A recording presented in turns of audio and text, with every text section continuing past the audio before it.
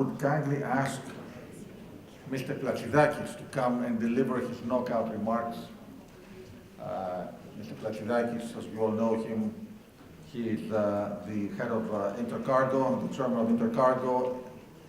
He's been in shipping for a very long time with a very distinguished career. He was our honoree last year, so we're delighted to have him with us and deliver his remarks on a very hot topic on whether the regulations on shipping address the right issues.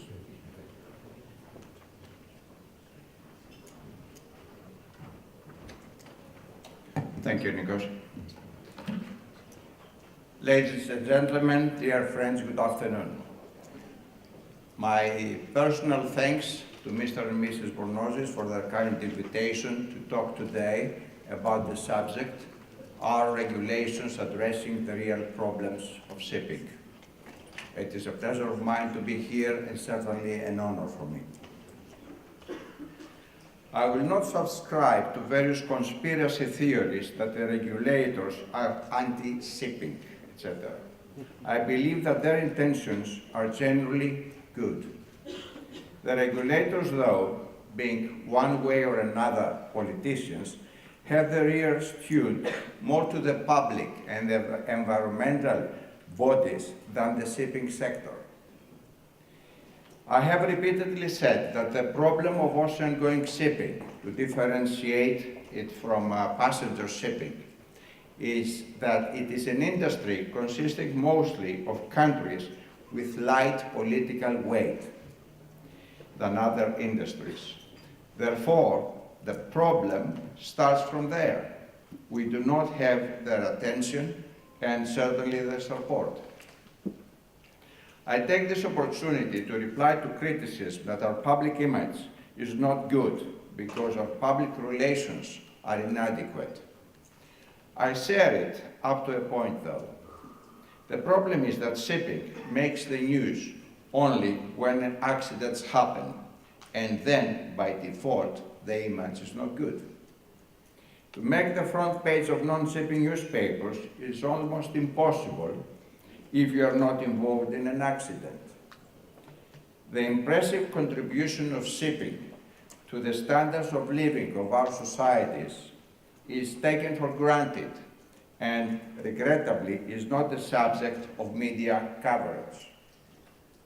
The two major conventions, Marpol and SOLAS, have made tremendous impact for the improvement on ship operations and the safety of ships, crews, cargoes, and the environment. There are many good, useful, and practical regulations, and regrettably, some of them are not enforced.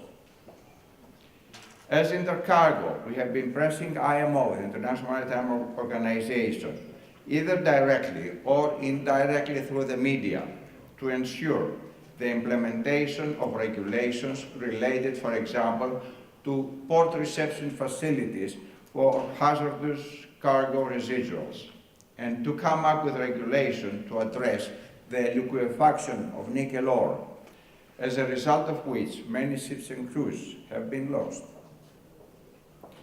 Very recently, by a press release produced by INTERCARGO, we asked IMO to name and shame the countries which do not implement them. We have also been urging IMO to put pressure on the regional MOUs to establish self-assessment departments in order to address port state control corruption. Although so far we have been unsuccessful, we insist that at some stage we will achieve it. There is, though, the other side, regulations which are made because of public pressure from environmental groups and NGOs. Regrettably, with the exception of a few, most of those entities try to justify their existence by making noise without any effort to talk to the industry in order to educate themselves and be constructive. We all would benefit, we all could benefit had it been the case. The Ballast Water Management Treaty has been performing poorly. because technology is not there as yet, and the ships have been forced to be the experimental entities. You remember, the treaty was decided in 2004, ratified 2017, and as yet it has not reached the desired result. The low sulfur fuel treaty will be most probably the most severe regulation to affect ships over the recent decades. Has there been any consultation with the shipping sector before it was voted? No. There is, though, an effort now to address the practical problems which will inevitably happen due to its enforcement on the 1st of January 2020. Far too late. I'm sorry I could not answer the question set by the subject of this presentation with either a yes or no. It has been a mixed result. Concluding, I want to urge all participants of ocean-going shipping to act and enforce the shipping bodies such as INTERCARGO and their national associations, and to try to educate their country's politicians, regulators, and representatives at various fora about the modus operandi of ocean-going shipping. If they do so, they will be able to come up with quality and practical regulations which will be mostly welcomed by the shipping sector. Ballast water management and low sulfur fuel, although of major impact, are not the end of the road. Be prepared for more regulations, mostly environmental ones, which are presently under consideration, and be alert. Thank you very much for your attention.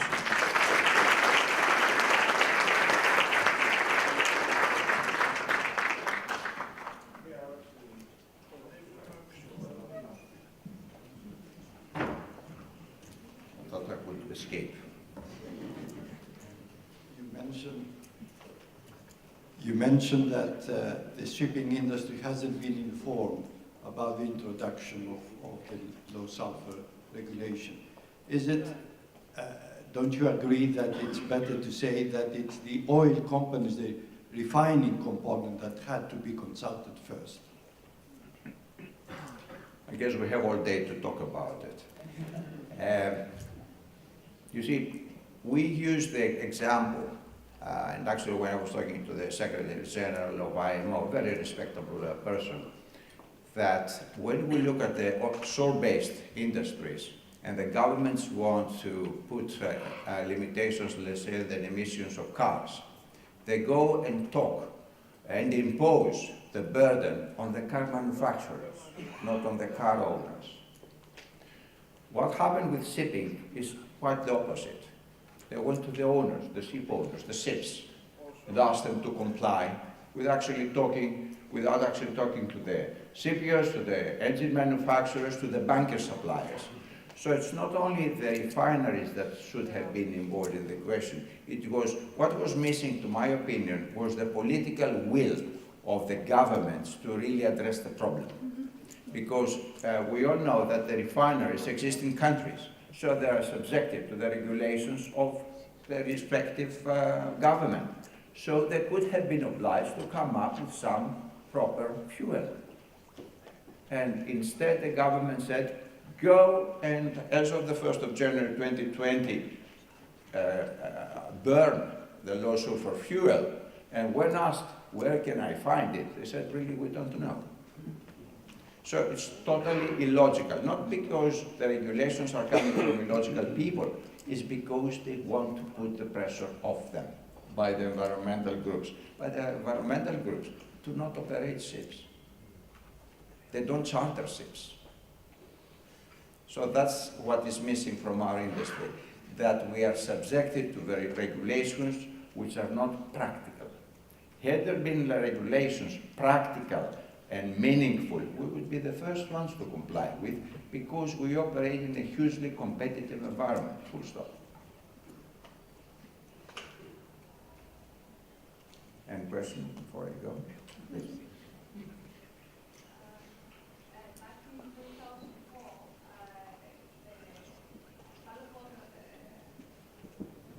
back in 2004, the Ballast Water Treatment Convention was based on an academic research about the fish at that time, the fish problem of transportation worldwide.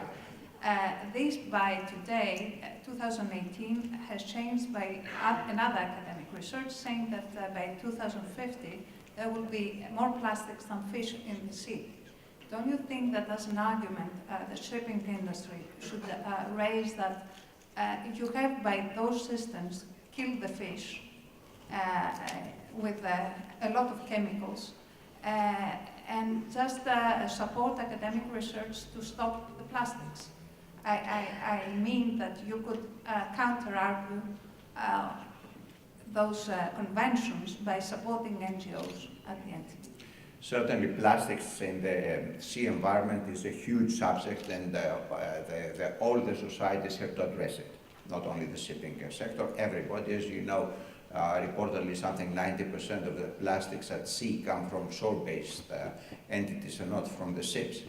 It was not really the spirit in 2004 when the treaty was under consideration to kill the fish. It was more to stop the transportation of local bacteria from one place to another, and those ones could change the balance of the environment. Certainly, there was logic, to my opinion, about it. Of course, through all the years, we have transported the Atlantic Ocean to the Pacific Ocean and vice versa, but it doesn't matter.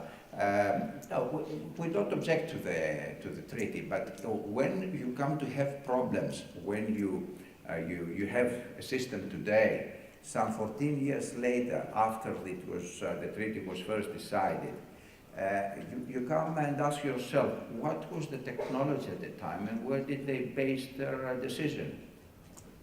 And this is a distinct example, actually, how they miss reality when they come up with regulations. Hello? Thank you.